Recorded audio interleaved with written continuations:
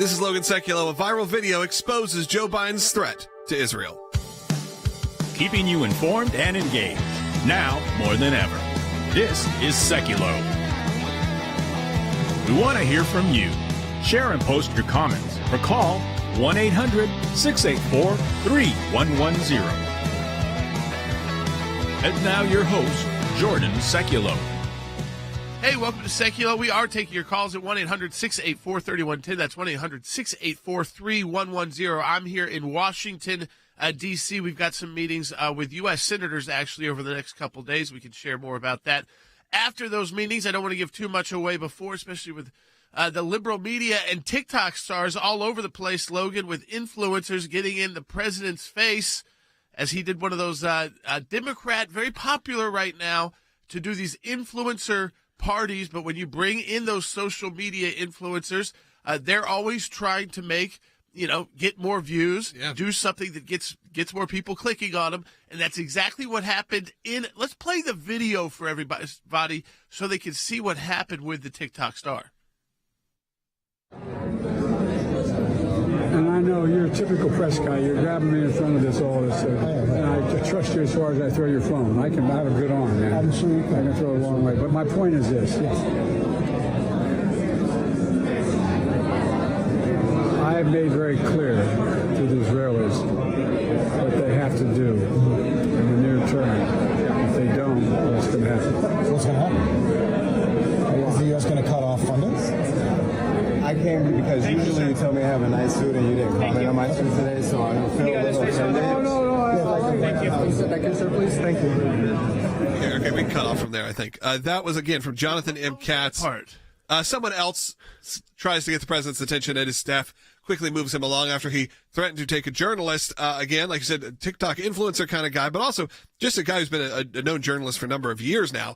Not like a kid. This is someone in their mid-40s who just essentially asked him a question about Israel and sends President Biden into sort of a tailspin where he threatens to take the guy's phone and throw it across the room because he's got a good arm.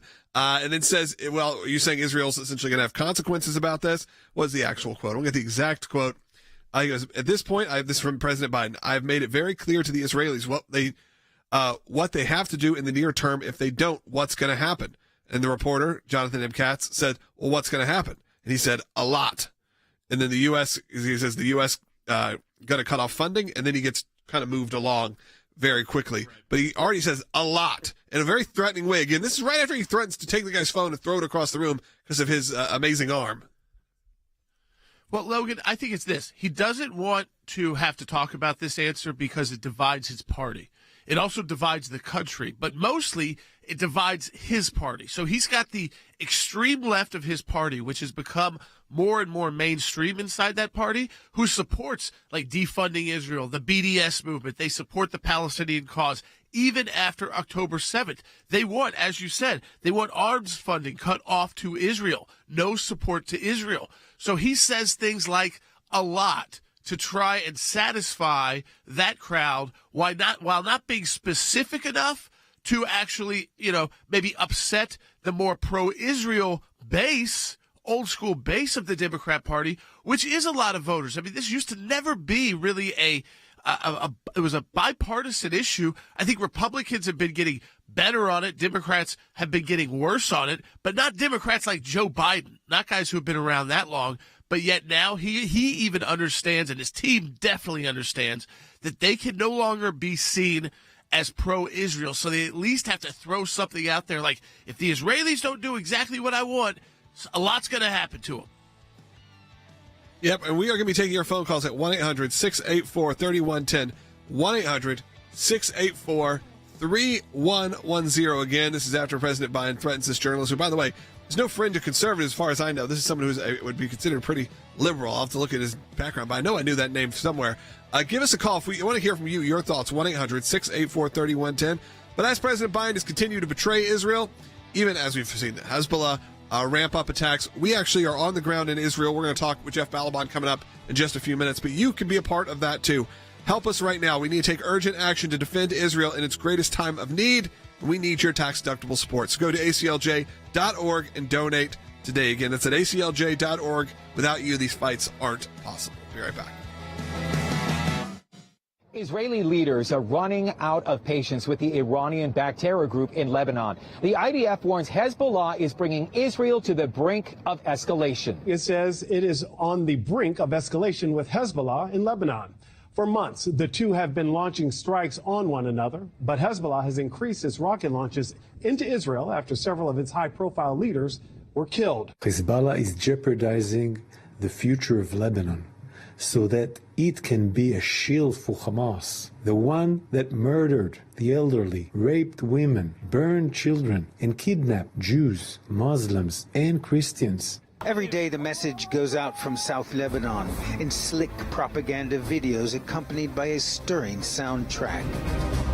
Hezbollah is ready to go from daily skirmishes to full-scale war with Israel. Israeli fighter jets have carried out dozens of targeted airstrikes on Hezbollah assets, including a strike last week that killed a high-ranking terror commander. Hezbollah has been using new weaponry to attack Israel, vowing not to stop until there's a truce in Gaza. Israel has vowed to turn its military might on Hezbollah.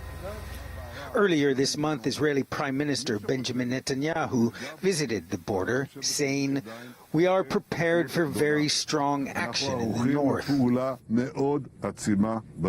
Very real concerns about the war widening between Israel and Lebanon. Also, later today, this afternoon, right here at the White House, the head Secretary General of NATO will be meeting one-on-one with President Joe Biden. No doubt the ongoing wars in Ukraine and Gaza will be brought up. Retired Lebanese Army Brigadier General Elias Hanna knows the militant group well. Hezbollah is an exclusive club, well-disciplined, monitored, and they have, which is the most important issue, a charismatic leader.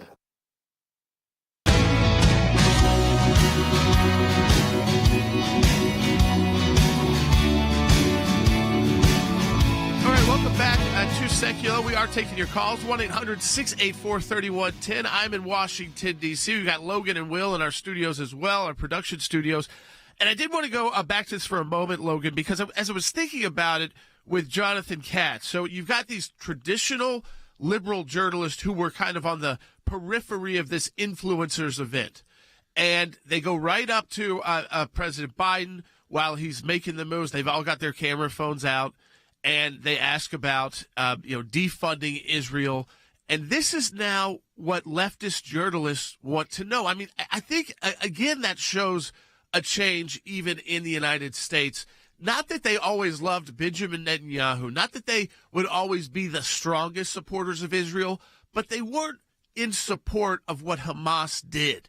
They weren't going to try and justify what Hamas did on October 7th. They weren't going to try and justify Hezbollah starting a new conflict or other Islamic terror groups' actions. But now we've made this weird move, Logan, where they do. I mean, and it's like, again, it's a backdoor way of doing it, but they say, well, basically the way they've been treated for so long, it's no wonder they act this way.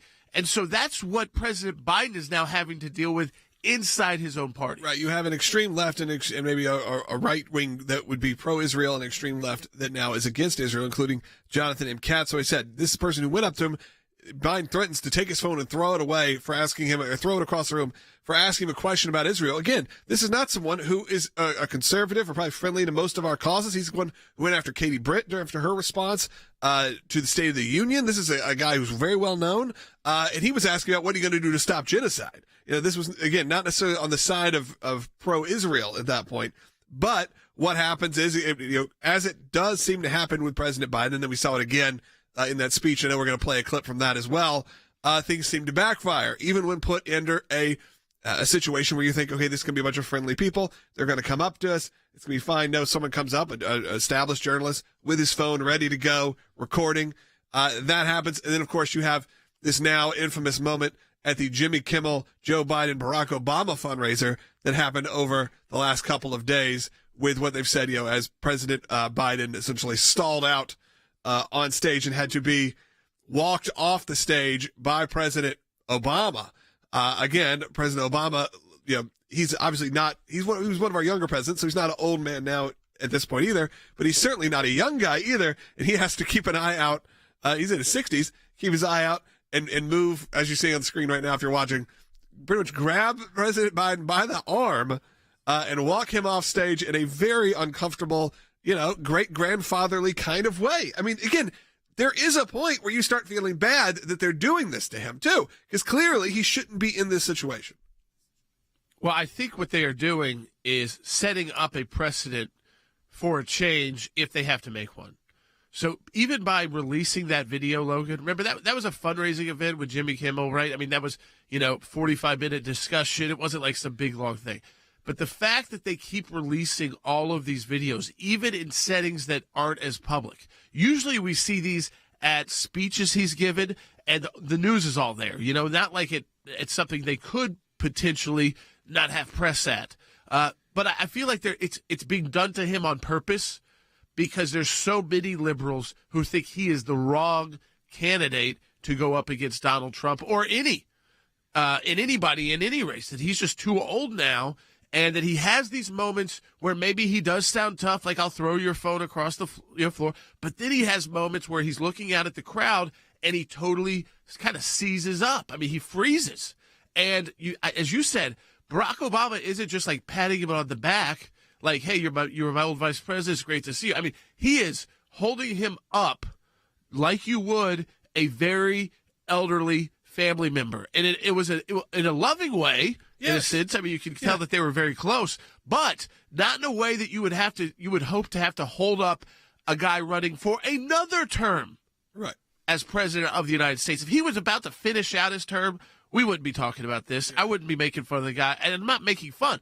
The idea is, I think he is being abused by his own people. I think it's like elderly abuse. I think that's right. It feels like elder abuse, but when he grabs him by the hand or by the wrist in a way that is like again, to steady somebody and to kind of get their attention of here's where we need to go, here's what we need to do, because he just stops. Again, I'm not making fun of anybody. I feel bad for him in that sense. Yeah, exactly. It goes this way and then slowly kind of walks him off stage robotically. It's a weird spot to be in. Well, and also one of the things that is not getting covered about that event, which had a record-breaking, they said $30 million fundraising event in Hollywood, in L.A., with George Clooney and Julia Roberts in attendance. A lot of high-powered Hollywood folks were there to help raise money for Joe Biden. But what was happening outside of the event? A protest of pro-Hamas, pro-Palestinian protesters that were protesting the sitting president of the United States and his policy towards Israel, which is really hard to define right now because it is at equal parts. He's bowing to the protesters, and we're not seeing as much of it because college is out for the summer, so they're not camped out every day at universities across the country, but it's still happening. When he goes to have what should have been a win for him, with a $30 million fundraising, with a lot of name power, a lot of earned media around that. What the two takeaways for me are, hundreds of people on the left protested you, and the former president had to lead you off stage because you couldn't figure out quite what was going on. So the campaign has to be reeling right now, trying to figure out what's going on. And they're even giving statements to the press that, Eric Schultz, Obama's senior advisor, said that this did not happen in reaction to the New York Post story about him freezing up. And the campaign even took a shot at Rupert Murdoch and said, Rupert Murdoch's sad little super PAC, the New York Post, is back to disrespecting its readers and itself by once again pretending the president taking in an applauding crowd for a few seconds is somehow wrong.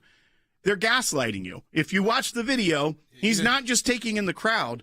President Obama grabs him by the wrist to lead him away. Yeah, to walk him off stage. It looks like he doesn't know where he is. I mean, this is the problem. You can take in the crowd's, applause. You know what you'd be doing if you were doing that? Waving at people, winking at some people, maybe even crouching down to talk to some people or shake some hands. He's not doing any of that, Logan. I mean, he eventually just stalls out. Now, what's interesting is Will Case, one of our producers, just found out that on June 15th, President Biden has declared World Elder Abuse Awareness Day just a couple days ago. And I feel like his team, including his family, are allowing him to do this is exactly the definition, maybe the worst example we've ever seen this publicly, of elder abuse because it's on camera and you see these moments in their face and their eyes and also his facial expressions, Logan, where it just goes. It goes blank. Yeah. I think that this is an interesting time for Democrats and for politicians in general. You see this sort of the traditional humanizing of a candidate, those kind of things don't work when you have a candidate that's at this age. You're putting him in, like you said, Jordan, they're releasing these videos. Also, they're putting him in situations that are no-win situations. Why that was even an on-stage event like that, where there was even that moment of we're going to have to walk a significant amount of way. Like no one's, they're either not thinking it through. These low chairs. Yeah, they're either not thinking it through or they're doing it intentionally, like you said, to try to give that moment of, well, if something goes wrong, we can say, here's why we're being the good people by doing this. Yeah, I get if you were going to have an event with Barack Obama and a bunch of celebrities, go ahead and do it because they want to come and see Barack Obama again. They'll give the money for Joe Biden. You can bring in Jimmy Kimmel to help host it, but you don't have to make it an event where you film it and you got, of course, people have their cameras and things like that, so things get out there. But like you see, the chairs are low. These are two younger guys who are still on the top of their game, like Barack Obama and Jimmy Kimmel. And it kind of makes Biden look that much older to be led away he's having to be led away by a former president from almost 8 years ago. Yeah, I think when we come back, we're going to move a little bit more to what's going on in Israel because I think it's very important. We have some pretty cool updates coming from ACLJ Jerusalem, so you're going to want to stay tuned for that. Jeff Balaban's going to be joining us in this next segment as he had a really important meeting just this week, and it is a really interesting, so make sure you stay tuned for that. And in that moment, we also want your support because the ACLJ is on the front lines in Israel. We are ramping up all of what we need to do to help support Israel when now the Hezbollah is on the rise. There's a lot happening right now. We filed 3 written submissions to the UN to defend Israel. We're preparing legal arguments to submit to the UN Commission of Inquiry to stop their lawfare against our ally of Israel. And of course, you heard if you push up against President Biden about Israel, he may threaten to take your phone, throw it up across the room. But we're going to be there for you. So donate today. Be a part of the ACLJ right now. We really could use it as we're headed towards the end of June. I can believe we're there past the halfway mark this month of June. We need some help right now. We're a little bit behind. We could really use your support. ACLJ.org. Make your donation today. Your support makes our fight possible. If you're able, also, you can become an ACLJ champion. But right now, I'm just going to encourage you, make that one-time donation. We really would appreciate it. Go to ACLJ.org. Phone lines are open for you at 1-800-684-3110, and they are open right now. So if you want to be on the air, this is a perfect time to call. Get in line. We'll take your calls coming up. We also have a great update in the ACLJ case, a big victory. We'll discuss that also in the back half of the broadcast. But again, coming up next, Jeff Balaban from Israel.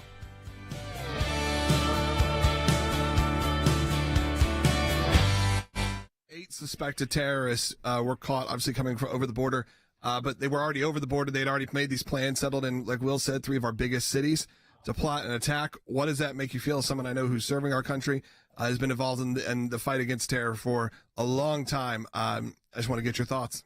Seeing how people are coming across our border, hoping that they get encountered by the Border Patrol so that they can go through, as these 8 from Tajikistan did, get their white piece of paper that says they're claiming asylum, and they go out anywhere in the country where they want to go. This is a major national security risk and threat that faces us all and is a direct consequence of the Biden administration's enabling and supporting the cartels. The second thing is, when we look at the FBI, we heard Director Wray, I think it was last week, pleading Congress for more money for the FBI because he's talking about this heightened domestic terrorist threat. Well, the two are directly linked. But we also need to look at where is the FBI spending their time and resources? Because you and I both know, and you guys are focused on some of these cases, where the FBI is being used to target our fellow Americans, law-abiding citizens who happen to be political opposition against Joe Biden and his administration. We look at the peaceful pro-life protesters. We look at people exercising their right to free speech and freedom of expression, freedom of religion, and yet are being treated like criminals or even domestic terrorists and extremists by the Biden-Harris administration. We need our law enforcement to focus on those Islamist terrorist groups who actually pose a direct security threat to our country. Ever since Joe Biden has been back in office, you're starting to hear more and more about a resurgence in ISIS. And that is what the ties of this group, these 8 individuals that were arrested, They are saying they had ties to ISIS.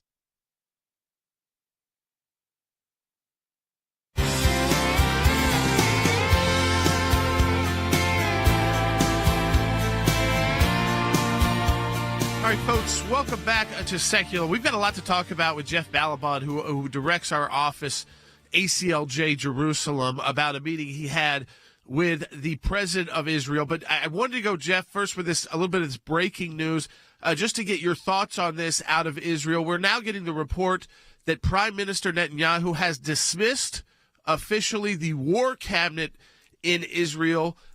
Tell people what that means. We already had one of the top coalition members of that war cabinet announced they were leaving the war cabinet, but now he's actually dismissed the entire war cabinet. What does that mean in Israel? If you're an Israeli citizen and you heard that right now, how does that affect the politics and leadership of Israel right now?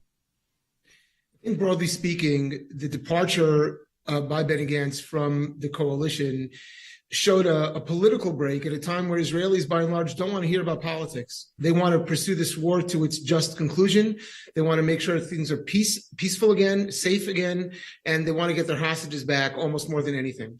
And so when politics intervene, and let's be honest about this, there was a lot of back-channeling politics between the United States administration, American administration, and Benny Gantz, encouraging him to leave, according to many reports.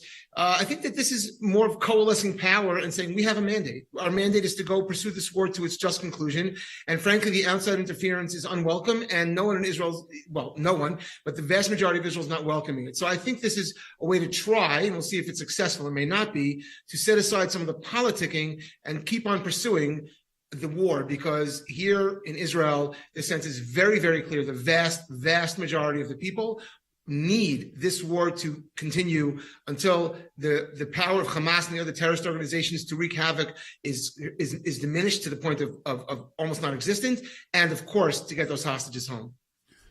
Yeah, I think when people hear that, they wonder, does it trigger any kind of like earlier election, Jeff, or something like that? Or a war cabinet is kind of unique. We don't really have those in the United States. Technically, we have, of course, the president would have a cabinet that would advise them during a conflict, obviously, on advice from your Secretary of Defense, your Joint Chiefs of Staff, all those different folks, even your Secretary of States and your intelligence agencies.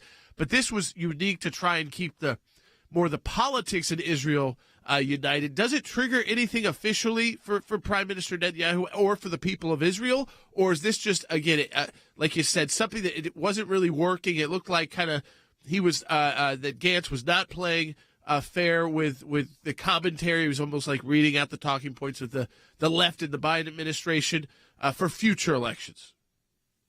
Yeah, I think what you just said is correct. I think that's the correct read. And here, look, it never stops. The political class here, it's not like America, because there are multiple parties, and the parties interchange, and people shift parties and strategic alliances, and it's a very different system than in the United States. And so was a hiatus publicly, but privately, there have always been people in the political class who think they could do better, who want to take the helm. And so a lot of that was pushed down. I think the continued American pressure on Israel leads to dissatisfaction and leads various contenders who want to unseat Bibi. And look, there is obviously dissatisfaction. There's always been dissatisfaction from a lot of the political class against Netanyahu, who remains popular. Although obviously that took a blow when this horrible attack occurred on his watch, and everyone expects there still to be an accounting. And yet there's been a sense that overall, despite unfortunately having to succumb to some pressure from America, he's been right in pursuing what he's pursuing. There are those who want to be more aggressive, and there are those who are trying to take advantage of America's break with Israel, which is really what it is, to at least the administration's break, to try and push him out of office. So the back channel politics sometimes rise to the fore. I think it's what we're seeing now a little bit. There will be those who want to topple the government. At this moment, he's holding on. I want to ask you about your meeting. You had a meeting with the president of Israel, President Herzog. Again, another unique twist about how Israel is different than the United States. You've got a prime minister, but you've also got the president there and President Herzog. And again, your meetings focus, Jeff, on what we have seen growing here in the United States. Unfortunately, I'm in Washington, D.C. today. on where I went to college, it's growing on that campus especially, and that's one of the largest non-Jewish schools, but one of the largest Jewish population of students. And yet the protests they've kind of winded down through the summer, but you can tell they're going to start right back up in a month and a half, I think, when students get back to school. And they haven't totally stopped 100%, but you met with the Israeli President Herzog, about the growing threat of anti-Semitism around the world, and even the growing threat of anti-Semitism. I hate having to even say this, right here in the United States. That's right, Jordan. We spent time speaking about that. The state of Israel, the people who run the government, and the president, which isn't actually part of the government, plays a very important role here in deciding certain governmental issues, and largely, though, is supposed to play a unifying role and send a unifying message and represent the interests of the state of Israel and the Jewish people globally. That is, I believe on their website, they say that they represent not just Israel, the president, but also the Jewish people. Well, we met about that. We met somewhat about, he was interested in our view, obviously, as Washington insiders, what was going on in Washington, to try to understand where these pressures were coming from. And we spoke about that. He has many people, I'm sure he talks to about that as well. But then we went into probably the most important part of the conversation. It was a very wide-ranging conversation on many issues. But we talked about the rising anti-Semitism around the world. And, the Israelis, they exist. I mean, Isaac Herzog, he's the president. He was born in Israel. He exists in Israel, even though he was educated for some of his years in the United States. They don't actually live in our environment. And so to hear what it's like, what we're experiencing, and to understand why their messaging and meaning the state of Israel's messaging and the state of Israel's policies have an impact on the public narrative, and how that public narrative then is used against Jews around the world, that's become a very important issue. And it's an issue where ACLJ obviously can play a very important role, because on the legal front, on the educational front, on the political front, on the policy front, there's so many ways in which we're involved. And so we're talking about the various ways in which our fight against anti-Semitism, and obviously because of the ECLJ, it's a global fight as well, is impacted by the messages coming out of Israel, the actions coming out of Israel, and how to work together to make sure that what Israel intends is what's heard there, and what Israel wants to be heard around the world is heard around the world. And so it's basically we can play a role, and it was a wide-ranging conversation. I would say focused mostly on anti-Semitism in the United States, and how that issue is we see it now, and unfortunately it has been for quite a while now, primarily a problem on the hard left. It's becoming mainstreaming more and more, and now we're beginning to see on the right as well elements coming up. And so when you have the right and the left potentially combining, that's very, very frightening to everybody. And so we are trying to get a handle on that and work cooperatively to make sure that the right messages are being sent and people understand the truth of the situation. As I'll do this quickly, we see with all these quick interviews of people on the streets who are protesting Israel, they don't know anything. They have no idea what's going on. It's just trendy to do so. We have to break through that. Jeff, we appreciate it. Great to have that meeting with President Herzog of Israel. Of course, the reason why our team is there and they can have those meetings, folks, is because of your financial support of the ACLJ. We want you to donate today at aclj.org. And just understand, too, I mean, you can have a student right now or maybe a grandchild that goes to a Christian school who has moved, that's shifted on Israel. Talk to them over the summer break. What are they being taught about Israel in some of their classes? Because it's not just the left wing, like Jeff said, anymore. It's happening even in our churches, this rise of anti-Semitism. But support the work of the ACLJ. Donate today at aclj.org.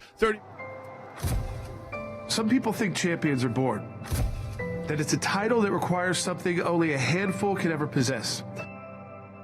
There are times in our lives that we are called, every one of us, to step up and serve a cause greater than ourselves. Even when the loudest voices in the room say it's wrong, that it can't be done. It can be a difficult stand, but it's one any of us can make, including you. You can be the change. You can make that difference. You can be a champion. We cannot do what we do without you. By becoming a monthly donor, you can become a champion of life. A champion of liberty, a champion of freedom. Please join us. Become an ACLJ champion today.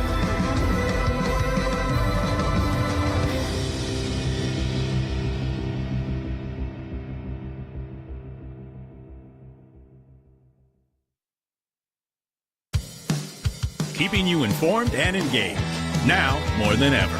This is Seculo. And now your host, Logan Seculo. Welcome back to Seculo. I do want to take your calls and comments. 1-800-684-3110. We got a second half hour of this show coming up right now, so be a part of it. 1-800-684-3110. In the next segment, we're going to be joined by CC Heil to discuss a big ACLJ victory. You're going to want to stay tuned for that. It's a really good one. We just heard from our ACLJ Jerusalem office and Jeff Balaban. There is, Will, a clip you wanted to play starting this off. It's from Nancy Pelosi. She was interviewed on CNN last week. Specifically we talked about sort of the separation in Democrats and their support of Israel, or at least of Netanyahu. So this is something that's pretty interesting to me, because this is the former speaker, Nancy Pelosi, who is no longer holds a leadership role, but is still very revered within the Democrat Party.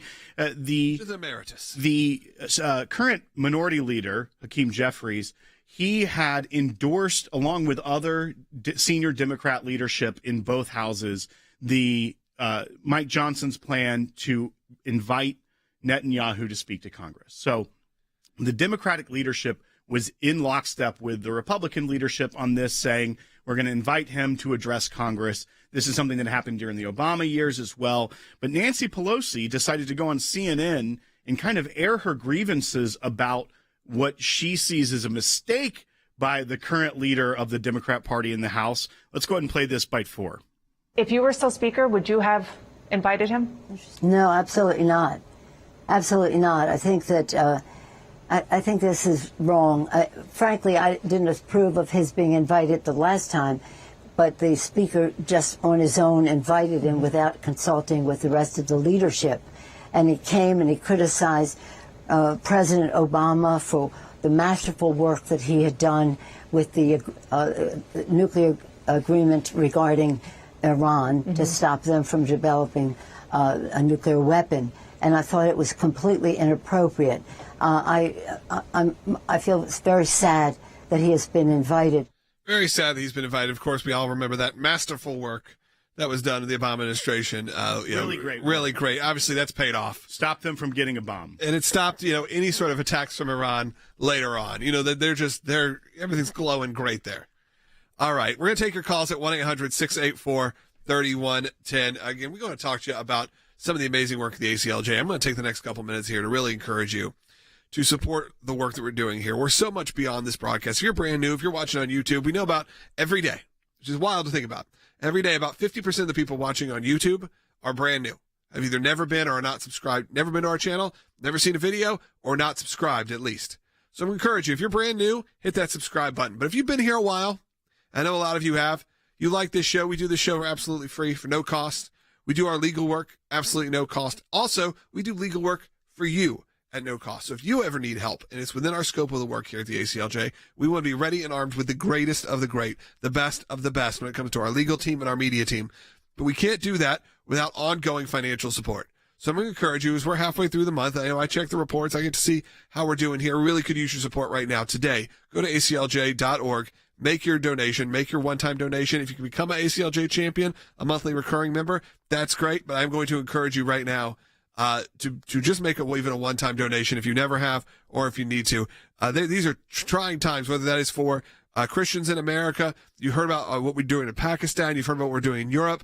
We're all over the world. But for Americans right now, we are only 10 days away or so from the first presidential debate. We know things are about to get heated. We know they're going to get hot. We need your support. Go to aclj.org. But I encourage you right now, and if you're new also, just hit that thumbs up if you're watching on YouTube, Rumble, or on Facebook. That really helps. The like button, essentially. That gets us into a lot more feeds, so a lot of new people. That's why it's 50% new people, is because of you doing that.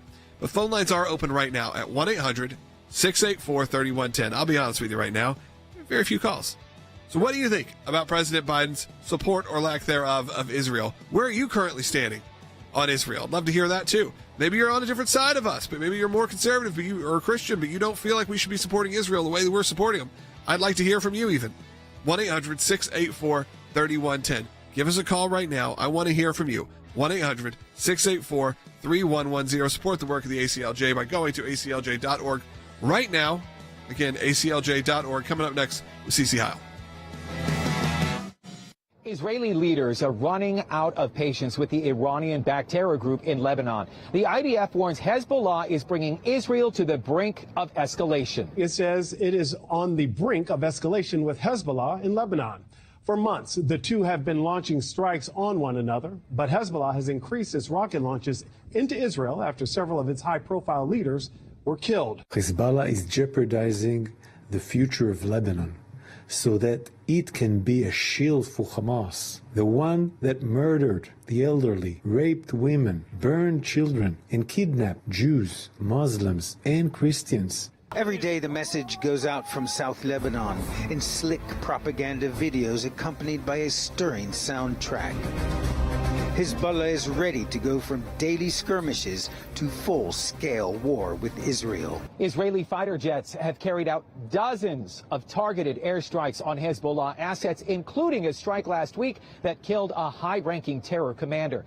Hezbollah has been using new weaponry to attack Israel, vowing not to stop until there's a truce in Gaza. Israel has vowed to turn its military might on Hezbollah. Earlier this month, Israeli Prime Minister Benjamin Netanyahu visited the border, saying, "We are prepared for very strong action in the north."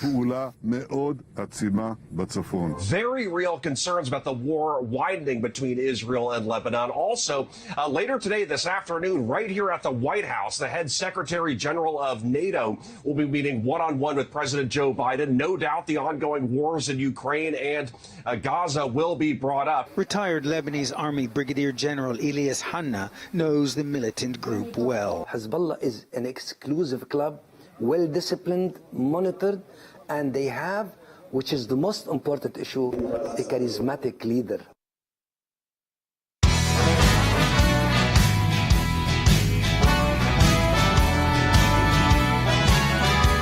Welcome back to Secular. We are going to take your calls at 1-800-684-3110. I wanted to take this segment, CC Howell's joining us, Senior Counsel, to talk about a big victory that came out of one of our ACLJ cases, but I think we got to set it up. You may have heard us talk about this case before.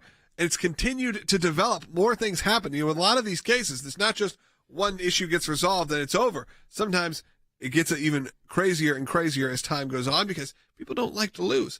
And that's what happened here, CC. Why don't you give us just briefly the origin story of this and then what happened? Sure. We have a client in Philadelphia that lives in a senior living facility. And there's a community table in a community area that she has consistently, for as long as she's lived there, kept Bible trucks and put out Bible trucks on this community table. Just recently, she was told by management that she could no longer do that. And what was funny was the reason they gave was that they had to be more inclusive, which, of course, inclusivity there means we have to totally exclude Christianity to be more inclusive.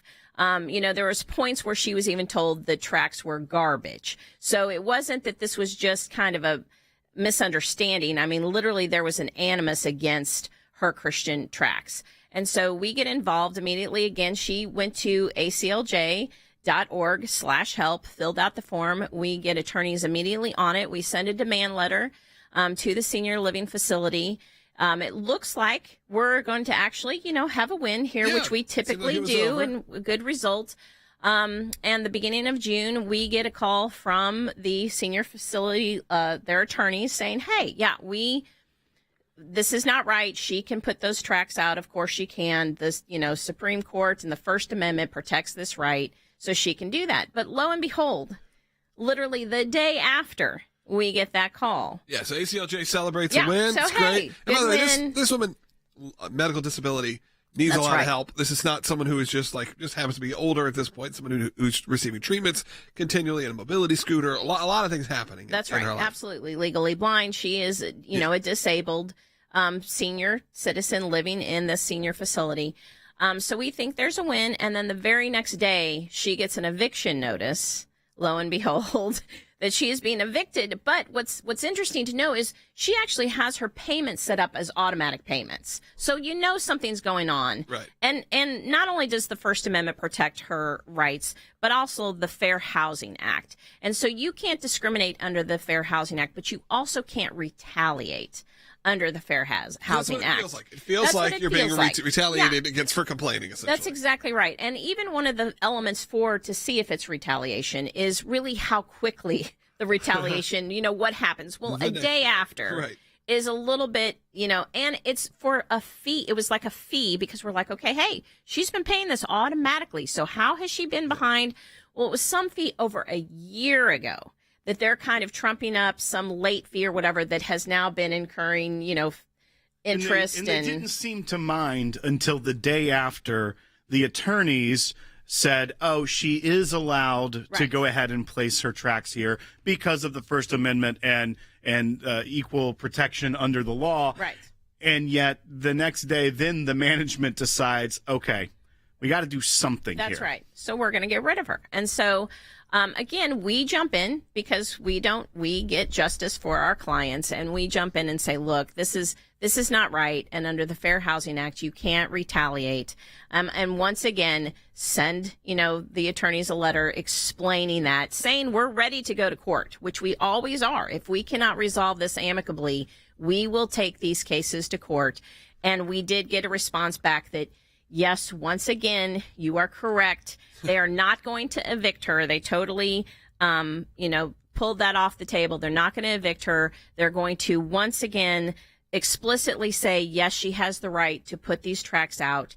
And they're also going to rescind all her fines and fees. So hopefully we do have a final victory on this case.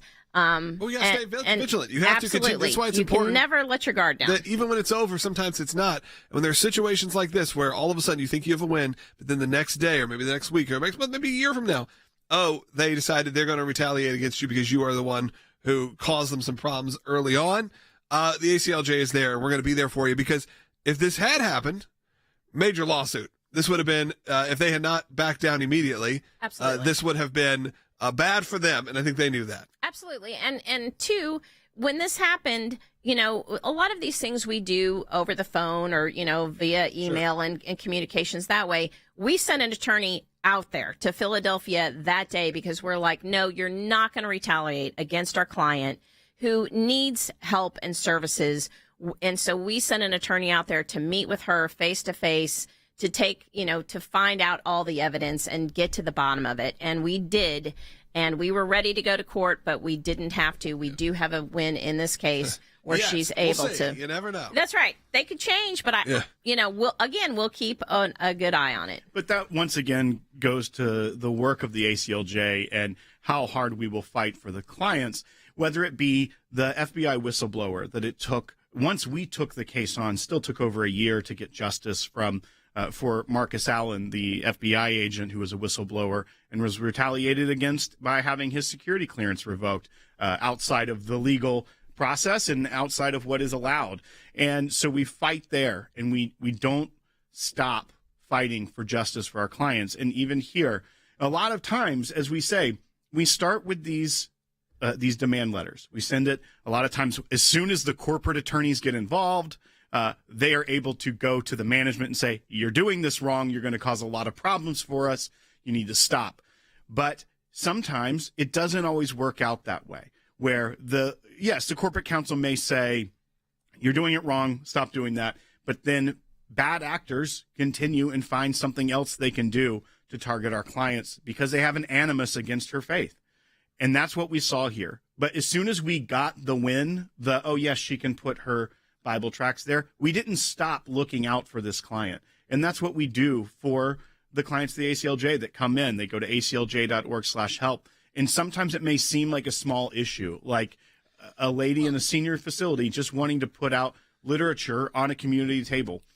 But it can escalate to something where then she could be left homeless. Yeah, I think we need to make sure that's clear, Cece, that this is someone, again, Section 8 housing, and did has a lot of medical needs. Not someone who could probably afford to take this to court themselves without organizations like ours who are doing it at no cost. Right. And that does make all the difference in the world because a lot of these cases, it is so expensive. And I say, sometimes we can handle that even with a demand letter. But when you hire a law firm, even to just do the research and write a demand letter, that can be so expensive that people can't even afford to do that.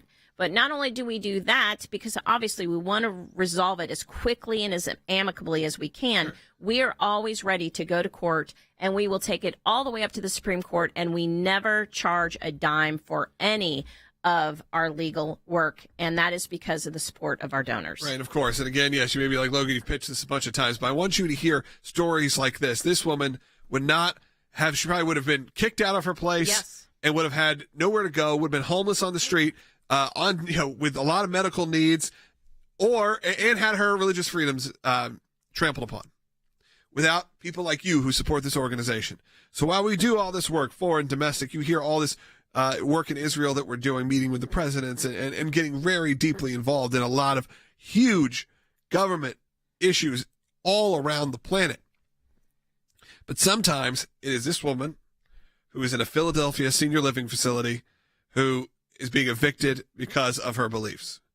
Someone who is going to go and probably become homeless, having to take shelter in somewhere much less than what she was used to, just because she wanted to put some Bible tracts out, and that made someone mad. But we can do that. We can help her, and we can put some of the best on it to make sure it gets resolved very quickly. And we can do that because of your support. So I encourage you right now, go to aclj.org. I see phone lines lighting up. We're going to take your phone calls. If you're waiting right now, in the next segment, we take as many calls as we can. So you can get in line too at 1-800-684-3110. But I encourage you right now. Obviously, we're still supporting Israel. Obviously, you hear our fights for life. You hear all the things that we're doing around the world. But sometimes it's these individual moments. And those are the moments that you may need us as well. And we're not going to be there for you unless you yourself join us and become an ACLJ supporter. And whether that's a one-time donor, which is all I'm asking for today, at any level, whatever you're comfortable at, whatever you can. I know it's tough heading into summer vacations and all the things that come. June is historically not our biggest fundraising month, as you'd expect, because it is a time when a lot of people are out, a lot of people are doing stuff. But I know right now we are heading into some of the most important times. The next 6 months is going to get wild, and we really could use your support. Go to aclj.org right now. Make your donation if you can.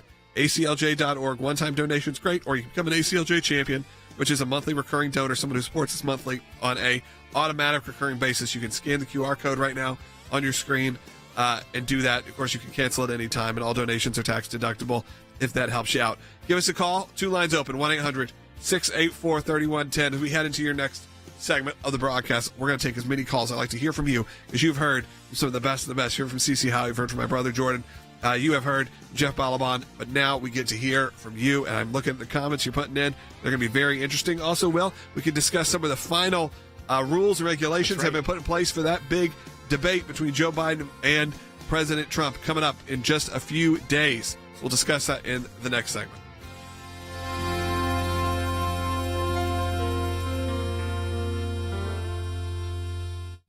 You've been practicing the law a long time. Yep. Have you ever seen a case where the defendant was not really told what the charges were against him until the closing arguments of the prosecution, which means the defense couldn't even rebut them? No. I mean, and the idea that in the jury instruction, you could pick one of three to make it a felony, but we don't know which three any of the jurors pick. So we don't know if there's a conflict. So what's good about this case for President Trump is the appeal. Yeah. He's got a lot to appeal. And yes, he has to go through the New York appellate system. And that may be difficult, but ultimately, when you go through that system, you make your way to the U.S. Supreme Court. And at the U.S. Supreme Court, I mean, I think they're going to look at the jury instruction, those multiple ways you could, choose your felony, which is not normal. And the idea, again, that he really was not able to fight against or take on, or his legal team, the felony charge that they brought against him. And there are several other things about an appeal. One was that the judge refused to allow former chairman of the Federal Election Commission. Yeah. Nobody in the country is more knowledgeable about federal election law. So if you're going to hit him up for violating a federal election law, which, as you just mentioned, wasn't even kosher to what's going on, but you let it happen, then who's the best guy to rebut that but the former chairman? They wouldn't let him testify. No. How do they get away with that? This is, again, it just shows you the judge in these situations. We've been cautioning people across the country. These are Soros-backed DAs, and they've had one mission the last 2 years, and we've seen it all across the country. We've seen it in Georgia. We've seen it through the federal system as well, but especially at the state system, trying to take him off the ballot, trying to, take his businesses away with the Attorney General Letitia James, and trying to ruin him financially and try and just dirty him up, knowing that he's going to be the nominee. I mean, it's all political, but these are all Soros-backed candidates.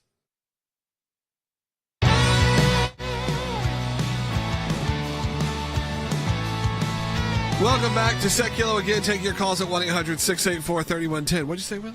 Oh, we have a comment on Rumble. It says, champion clowns waiting. You know what I love? I love looking at the analytics because it tells us when comments spike.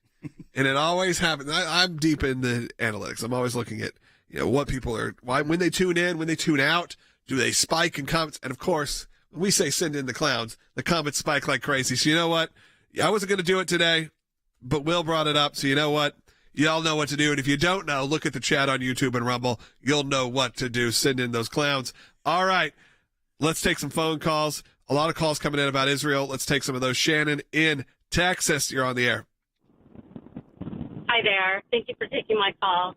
I just want to say that I am absolutely appalled with the way that our government is handling the whole Israel situation and how we are not a true partner with them.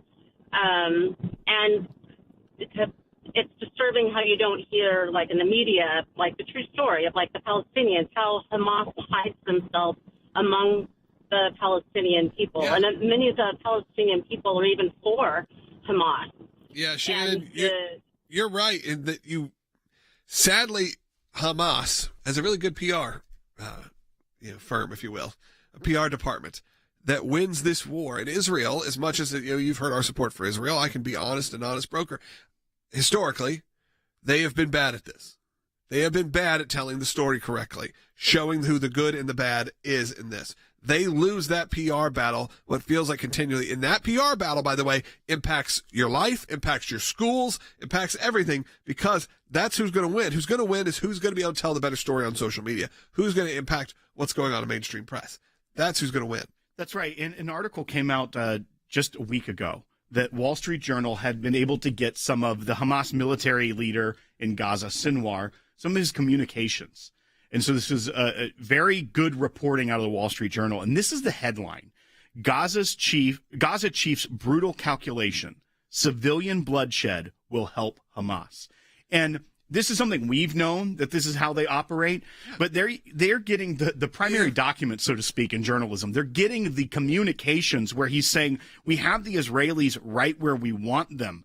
It's why they are resisting the calls for ceasefire by throwing in little amendments that end up derailing it, is because they know that, as you said, their PR machine is really good at making the Israelis look bad because of how they hide in civilian populations. So it's not just that this is an unintended consequence of Hamas.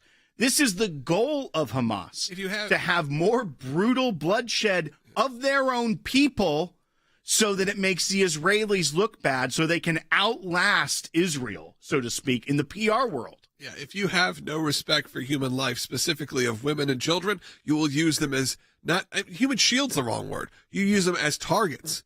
So then you can win, like as Will said, the PR war by saying, look what they've done. They've killed all of these women and children. And look, there are casualties of war. It's horrible. I hate it. I hate looking at the imagery. I've seen it. It's really sad. I wish we could end this conflict immediately. I really wish we could. But don't buy in to the hype. Don't buy in to the PR war. Look at actually what's happening. And the problem is you have a President Biden or a Nancy Pelosi who now have to take stances that they didn't typically take. They didn't used to have to take because Israel was just our ally. But now they have to appease a far left group of their party, which is, by the way, growing and growing and growing. The far left is going to become the mainstream if it's not already. Let's go ahead and take some more calls. Jeff's calling North Carolina, watching on ACLJ.org. Welcome, Jeff. Hey, Jordan. Hey, Will. I want to tell you really quickly, I am a Christian. I am also a conservative. I am also very pro-Israel, and we need to support Israel like never before and get out of Israel's way so that they can take care of Hamas and take care of Hezbollah so that hopefully we don't have to deal with any terrorist attacks from those groups.